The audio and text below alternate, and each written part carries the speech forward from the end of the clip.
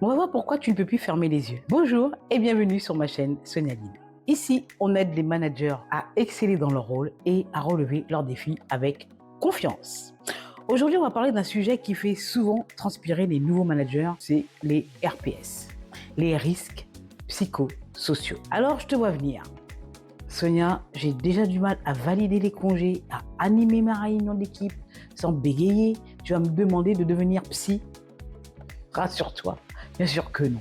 Tu n'es pas psychologue, tu n'es pas assistante sociale et tu n'es pas non plus un super-héros en collant. Par contre, tu es la tour de contrôle. Et aujourd'hui, on va voir ensemble pourquoi être vigilant sur les risques psychosociaux, c'est ton job et comment le faire sans y laisser ta propre santé mentale. Vous allez me dire, mais c'est quoi Charaba? C'est quoi les RPS? Les RPS, c'est un peu le fourre-tout du mal-être au travail.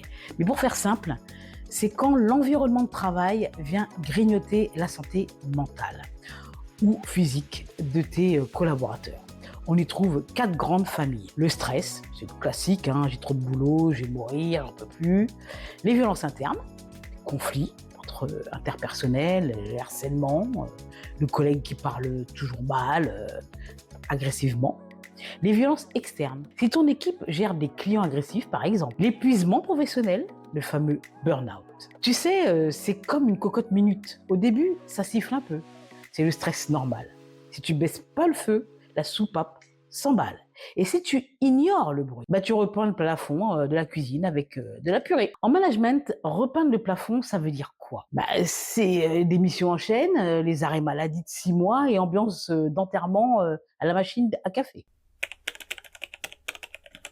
Parce que la loi française est très claire et un peu flippante, on va pas se mentir. L'employeur a une obligation de sécurité de ses salariés. Et en tant que manager, tu es le bras armé de cette obligation. Si un membre de ton équipe pète un câble parce que tu as ignoré ses alertes, c'est ta responsabilité qui peut être pointée. Mais au-delà du juridique, parlons vraie vie. Si tu es devenu manager, c'est pour faire grandir des gens, pas pour les voir se flétrir comme des plantes vertes dans un bureau sans fenêtre. Un manager qui ignore les RPS, c'est comme un capitaine de bateau qui voit une fuite d'eau dans la cale et qui se dit « Oh, c'est rien, c'est juste de l'humidité, on verra ça à l'arrivée. » Spoiler, tu n'arriveras jamais au port. Donc il faut être vigilant et mettre ses radars en alerte. Comment tu peux repérer les signaux faibles? Alors, comment on fait quand on débute? C'est vrai, on ne te demande pas de lire dans les pensées. On te demande d'observer les changements de comportement, par contre. Et voici 3 radars prioritaires. Le radar humeur. Ton collaborateur d'habitude rigolo devient cynique, agressif ou, au contraire, s'isole complètement. Alerte. Le radar qualité. Quelqu'un de très carré commence à faire des erreurs bêtes, oublie des rendez-vous ou perd le fil de ses dossiers. Alerte. Le radar présence. Les retards répétés le matin, les pauses café qui durent 1 heure ou le collaborateur qui finit à 21 heures tous les soirs. Le présentéisme est aussi un risque. Alerte. Mon conseil, si tu as un doute, fie-toi à ton instinct de grand frère ou de grande sœur. Si tu te dis, tiens, c'est bizarre que Julien ait réagi comme ça, parce qu'il y a un truc, note-le. N'attends pas que Julien vienne te voir en pleurant.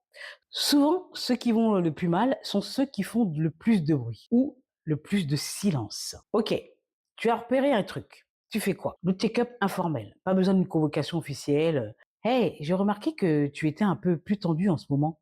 Comment ça va vraiment? Écoute, réguler la charge de travail, parfois, le RPS, c'est juste trop de dossiers. Ton job, c'est de prioriser. Ok, qu'est-ce qu'on peut décaler la semaine prochaine pour que tu respires? Si la situation te dépasse, harcèlement grave, détresse psychologique profonde, ne reste pas seul. Appelle les RH, la médecine du travail ou ton propre N+1. Il ne faut pas rester seul lorsque l'on est très inquiet dans le cadre des risques psychosociaux.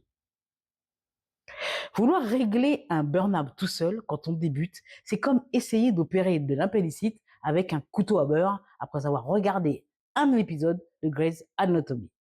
C'est dangereux pour tout le monde. Ok? Et j'arrive doucement vers la conclusion. Être vigilant sur les RPS, ce n'est pas une corvée administrative de plus.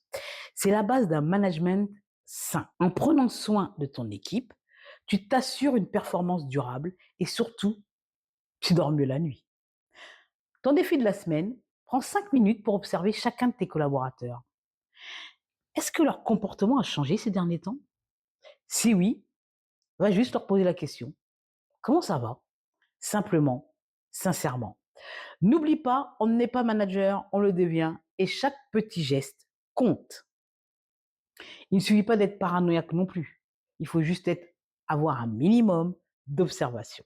Si cette vidéo t'a aidé à y voir plus clair, lâche un petit pouce like et abonne-toi à Sonalid et dis-moi en commentaire quelle est la situation de stress la plus dure que tu as eu à gérer depuis tes débuts.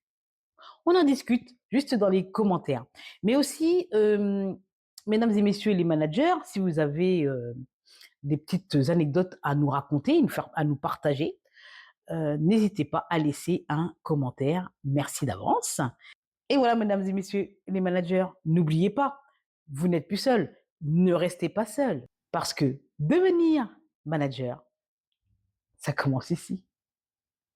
À bientôt.